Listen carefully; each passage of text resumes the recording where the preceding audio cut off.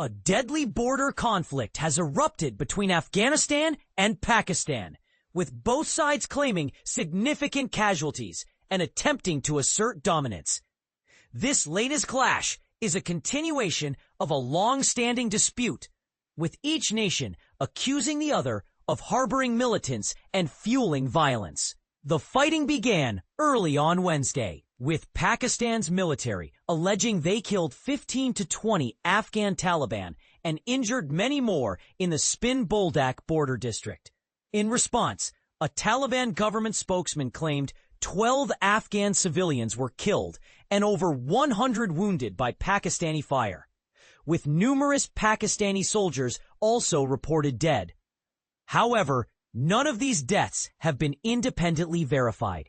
But here's where it gets controversial. The Taliban deny any involvement in attacks on Pakistan, while Pakistan accuses the Afghan Taliban of allowing the Pakistan Taliban to operate from their territory, aiming to impose a strict Islamic governance system. The conflict has escalated beyond the border, with both sides engaging in a social media war, trying to sway public opinion and portray their side as the aggressor. And this is the part most people miss. The latest clashes follow intense border skirmishes over the weekend, with the Taliban claiming 58 Pakistani military deaths, while Islamabad counters with a claim of 200 Taliban and affiliated terrorists killed. The BBC was unable to confirm either side's figures. On Wednesday, a fragile peace that had lasted since the weekend was shattered. Videos purportedly showing the fighting and its aftermath have circulated online, including footage of alleged casualties and grainy night vision shots of destroyed checkposts. However, the BBC has not verified these videos. A source in Spin-Boldak, Afghanistan, reported to the BBC that clashes began around 4 a.m. local time, 11:30 p.m. GMT on Tuesday. Another local resident, living close to the border crossing, described very heavy clashes that continued for almost 5 hours. They witnessed drones and jets overhead and reported that some relatives were wounded. A doctor at a hospital in Spin-Boldak counted 7 bodies and 36 injured patients, including men, women, and children.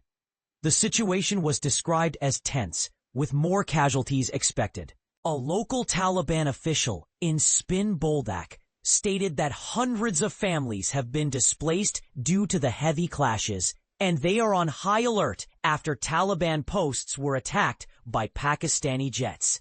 They claim to have the bodies of 2 Pakistani military members.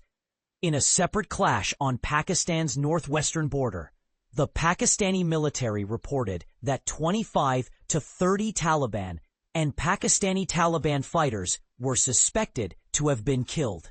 The escalating violence has prompted calls for de-escalation from countries like China and Russia, and even a suggestion from U.S. President Donald Trump to mediate peace. On Wednesday, Richard Bennett, the UN's Special Rapporteur on Human Rights in Afghanistan, expressed deep concern over reports of civilian casualties and displacement due to the clashes. He urged all parties to exercise restraint, protect civilians, and adhere to international law. This complex conflict raises important questions. Is there a path to peace between these nations? Can international mediation bring an end to this deadly dispute? We invite you to share your thoughts and opinions in the comments below.